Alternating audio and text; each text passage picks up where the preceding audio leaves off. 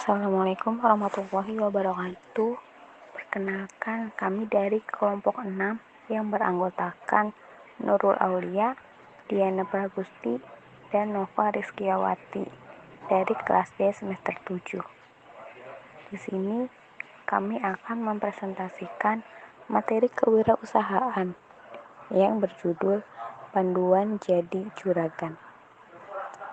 Maksud dari juragan di sini yaitu orang yang memiliki produk dan siap untuk dijual, atau orang yang sudah sukses menjualkan sebuah produk dalam penjualannya.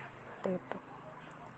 Nah, beberapa strategi penjualan yang bisa kita terapkan di marketplace. Yang pertama, memahami customer journey pintar dalam membuat penawaran. Kemudian ada memanfaatkan fitur-fitur promosi gratis di marketplace. Dan kemudian ada menjadi pedagang yang spesial. Terus juga ada menggunakan iklan-iklan berbayar. Jadi kita bisa memanfaatkan iklan-iklan berbayar untuk mempromosikan produk yang kita miliki. Selanjutnya ada kombinasikan dengan media lain agar produk kita lebih menarik di mata calon pembeli. Dan ada optimasi pelayanan. Jadi kita mengoptimalkan pelayanan di marketplace terkait produk yang kita jual, seperti itu. Kemudian ada istilah pembeli adalah raja. Ya, maksudnya di sini yaitu pembeli memiliki hak untuk dilayani dan dimengerti.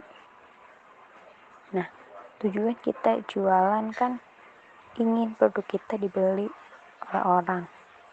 Nah, maka dari itu kita harus melayani dan mengerti karakter dari seorang pembeli. Jadi kita harus mengerti karakter pembeli itu seperti apa, karena kan setiap orang pasti memiliki karakter yang berbeda-beda. Apakah pembeli ini memiliki karakter pendiam, cerewet, bersahabat, loyal, atau seperti pembeli yang suka meminta diskon, seperti itu. Karakter-karakter tersebut akan kelihatan jika kita berinteraksi langsung langsung berbelanja, langsung bertatap muka dengan pembeli. Tetapi dalam dunia online, khususnya di marketplace, semua karakter itu tidak langsung nampak. Namun, kita masih bisa mengenali beberapa karakter pembeli dengan memahaminya. Nah, ada beberapa pembeli yang mungkin langsung closing tanpa tanya-tanya dulu. Ada juga pembeli yang sebelum order tanya-tanya dulu.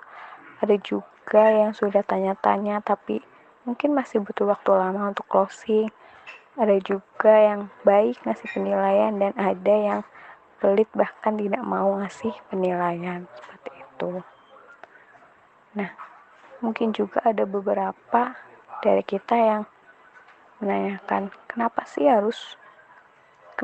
kita berjualan online harus memahami karakter pembeli, padahal kan jualan online juga kita nggak ketemu dengan pembeli kita, gitu kan.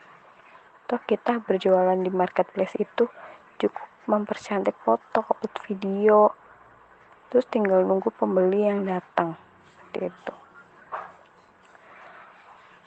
Iya, kita perlu tahu, walaupun kita sebagai penjual dan pembeli itu tidak bertemu langsung dan hanya berkomunikasi lewat produk atau lewat online seperti itu, tapi kita harus memahami karakter pembeli yang memahami karakternya itu saat mencari barang, saat memilih barang, saat menilai penjual, dan lain sebagainya. Kenapa kita perlu memahami karakter mereka? Karena kita harus menarik mereka agar bisa membeli produk yang kita tawarkan. Jadi sebelum kita upload produk ke toko online, sebaiknya kita melakukan riset terlebih dahulu.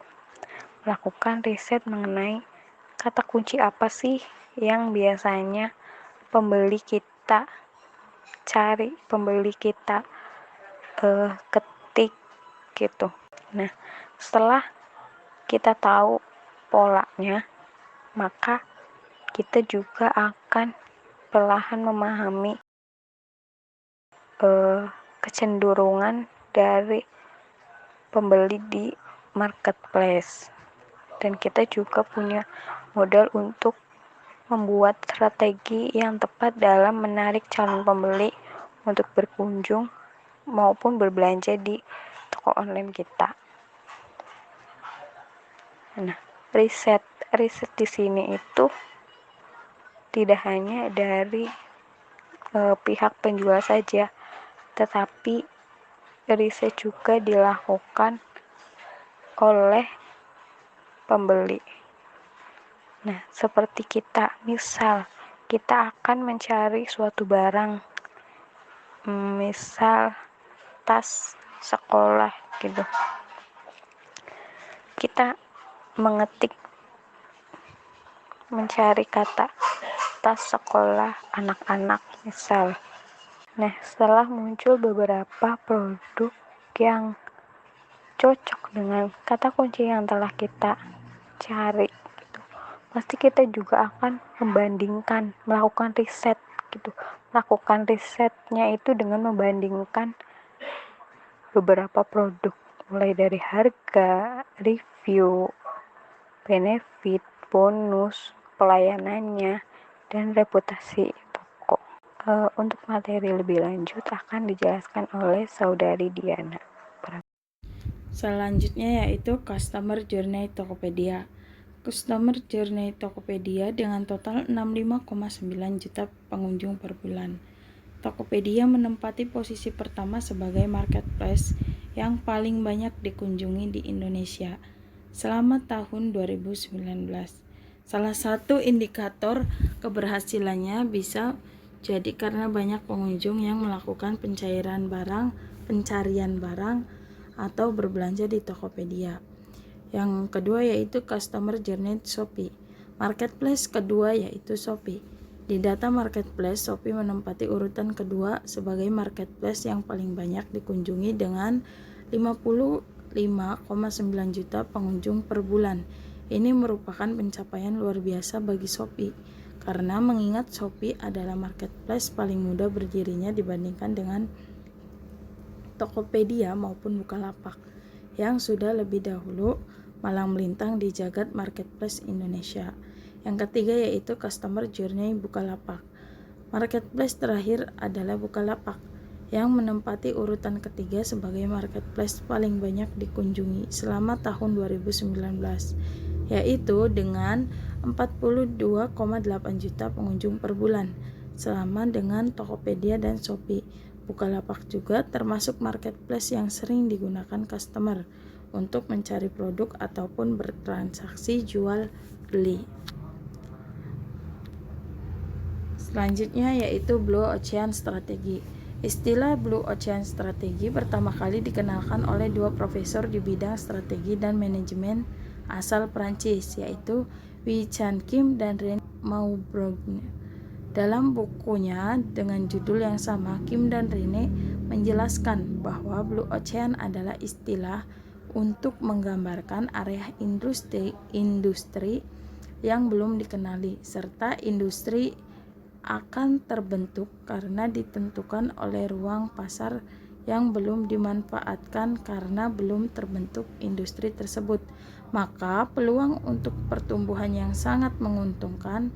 Sederhananya, Blue Ocean Strategy adalah strategi untuk keluar dari kompetisi di wilayah perdagangan yang sudah merah atau Red Ocean. Ada 4 tingkatan atau 4 strategi yang bisa dijalankan, yaitu diantaranya rawat pelanggan kita. Maksud rawat di sini adalah menjaga agar pembeli kita terus mau berbelanja di toko kita. Jadi pembeli belanja di toko kita itu tidak sekali atau 2 kali, tapi berkali-kali, karena mereka puas dengan produk apa yang sudah kita jual. Selanjutnya yaitu rebut pelanggan kompetitor yang fungsinya sama. Dalam usaha atau jualan, persaingan itu sudah bisa dihindarkan. Saling berebut, mencuri dan mencari perhatian pembeli, apalagi kalau produk yang kita jual sama dengan kompetitor. Harus dicatat, sekeras apapun persaingan dalam berdagang, kita harus tetap mengedepankan hati dan akal sehat, jangan main curang apalagi emosi. Ada beberapa tipsnya, yaitu yang pertama, amati pasar kompetitor. Yang kedua, tawarkan harga bersaing, bukan ikut-ikutan atau banting harga. Yang ketiga, fokus pada keunggulan kita, bukan menjatuhkan orang lain. Yang keempat, buat produk yang berbeda, bisa dari kemasan, foto produk, ataupun packing pada pengirimannya. Kemudian yang kelima, pelajari kelebihan dan kelemahan kompetitor. Keenam, buat promosi yang menarik. Selanjutnya, strategi keluar dari perang harga sudah tidak bisa ditolak dan dihindari, bahwa yang namanya jualan pasti terjadi sering persaingan, tak terkecuali persaingan harga. Berikut gambaran strategi keluar dari perang harga. Jadi lebih unggul dari kompetitor, tutup kelemahan kompetitor, bangun brand toko atau produk kita, bisa menyampaikan keunggulan dan brand toko, kuat di teknis dan strategi mendominasi marketplace, membuat penawaran yang nendang. Penawaran artinya proses atau cara menawarkan barang. Sedangkan nendang di sini bukan berarti kayak nendang bola sampai jauh. Nendang artinya bagaimana kita membuat para calon customer kepincut dengan penawaran kita. Menggunakan fitur promosi yang gratis. Berikut fitur-fitur promosi gratis yang ada di marketplace. Yang pertama, naikkan produk tiap 4 jam di Shopee. Yang kedua, voucher toko saya di Shopee, Bukalapak, ataupun Tokopedia. Yang ketiga, voucher follow toko. Yang keempat, paket diskon. Yang kelima, harga coret promo. Yang keenam, produk pilihan toko. Yang ketujuh, flash sale toko. Yang delapan, di push Bukalapak. Kita juga bisa memanfaatkan promo kerjasama dengan marketplace seperti ikut flash sale, ikut promo banner Shopee, dan lain-lain. Selanjutnya yaitu mengenai pedagang spesial di marketplace. Spesial mempunyai arti khusus atau istimewa. Nah, dengan menjadi pedagang spesial, kita bisa mendapatkan prioritas serta fitur-fitur tambahan yang bisa berupa data atau prioritas di mesin pencarian marketplace. Nah, tiap marketplace mempunyai sebutan yang berbeda-beda untuk menjuluki pedagang spesial ini. Walaupun berbeda, tetapi inti dan maknanya tetap sama. Nah, yang pertama itu ada Power Merchant. Power Merchant adalah julukan pedagang spesial di Tokopedia. Yang kedua ada Super Seller. Super Seller ini merupakan julukan bagi pedagang spesial di Bukalapak. Nah, yang ketiga ada Star Seller. Star Seller ini adalah julukan spesial bagi pedagang yang buka di toko Shopee. Strategi yang dapat digunakan atau yang dapat dipakai dalam marketplace yaitu gunakan iklan-iklan berbayar yang ada di marketplace. Yang pertama yaitu iklan Top Ads Tokopedia. Yang kedua yaitu promote push dan promote keyword. Dan yang ketiga iklanku Shopee. Nah, lalu kombinasikan traffic dari luar media-media lain yang bisa digunakan. Di antaranya itu ada website, yang kedua Facebook Ads, yang kedua Instagram Ads, yang keempat yaitu YouTube. Selanjutnya yaitu optimasi pelayanan. Nah, optimasi pelayanan ini dibagi menjadi dua. Ada jualan secara offline dan jualan secara online. Nah, berikut ini tips atau cara memberikan pelayanan prima di marketplace jualan offline. Yang pertama itu langsung tatap muka. Nah, dengan tatap muka kita dapat mengobrol secara langsung serta dapat melihat ekspresi wajah pembeli dan penjual. Lalu yang kedua yaitu barang bisa dilihat, diraba dan diterawang. Nah, dengan begitu kita dapat menemukan kecocokan antara harga dan kualitasnya. Jika barangnya cocok dengan harga dan kualitasnya, maka barang bisa langsung dibawa. Yang ketiga yaitu tidak perlu pakai ekspedisi. Yang terakhir, bayar langsung, uang diterima. Lalu pelayanan saat transaksi jualan offline. Yang pertama yaitu cepat dan tanggap. Yang kedua itu sabar dan ramah. Yang ketiga yaitu 3S dan 1P, di mana salam, sapa, santun dan profesional. Lalu ada tips atau cara memberikan pelayanan prima di marketplace jualan secara online maksudnya. Yang pertama yaitu pasti menggunakan dunia maya, yang dimana penjual berada di mana dan pembelinya di mana. Karena menggunakan dunia maya, maka mengobrolnya menggunakan chat dan kita tidak tahu bagaimana ekspresi pembelinya. Yang ketiga itu barang gaib, karena jualan menggunakan online pasti barangnya tidak bisa kita pegang atau tidak bisa kita raba, karena kita hanya bisa melihat menggunakan handphone atau melalui handphone. Yang keempat, kalaupun cocok harga dan kualitasnya, barang tidak langsung diterima. Yang keempat, pembayaran uangnya menunggu pencairan ke saldo penjual maupun ke rekening. Oleh karena itu, perbedaan itulah kita perlu beberapa tips atau cara menanggapi pelayanan secara online, yaitu yang pertama saat transaksi, yang kedua saat pengiriman barang, yang ketiga ketika barang sudah sampai tujuan. Adapun pelayanan saat pengiriman barang secara online, yang pertama yaitu packaging barang, sapa, yang ketiga sopan, dan yang keempat profesional. Adapun beberapa tips untuk membuat packaging barang yang baik. Yang pertama, sertakan logo dan informasi toko. Yang kedua, perhatikan keamanan dan daya tahan produk. Yang ketiga, perhatikan jarak pengiriman. Yang keempat, perhatikan jenis barang yang dikirim. Dan yang terakhir, pemanis dengan pesan-pesan kecil. Selanjutnya yaitu pelayanan setelah barang sampai.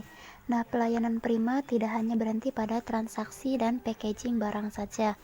Setelah barang sampai pun kita harus terus memantau untuk sekedar memastikan kepuasan pembeli. Nah, berikut ini hal-hal yang harus kita lakukan setelah terjadi penjualan. Yang pertama, follow up proses. Yang kedua, cek penerimaan barang. Yang ketiga, cek kepuasan pembeli. Yang keempat, cepat tangani keluhan. Dan yang terakhir yaitu kumpulkan data. Tips mengolah database. Setiap kali terjadi transaksi jual beli, maka kita akan mendapatkan informasi kontak pembeli. Nah, kontak pembeli yang kita catat dan simpan bisa menjadi database untuk pengembangan bisnis kita. Nah, caranya yaitu yang pertama, simpan data pembeli yang ada di email kita. Yang kedua, koneksikan datanya dengan smartphone yang kita gunakan khusus untuk berjualan. Yang ketiga, buat file di Excel yang memuat nama pembeli, alamat pembeli, kontak pembeli, dan barang yang pernah dibeli. Yang terakhir yaitu siapkan CS atau customer service yang tugasnya khusus untuk follow up pelanggan. Sekian pemaparan materi dari kelompok 6. Segala kurangnya mohon dimaafkan. Terima kasih. Wassalamualaikum warahmatullahi wabarakatuh.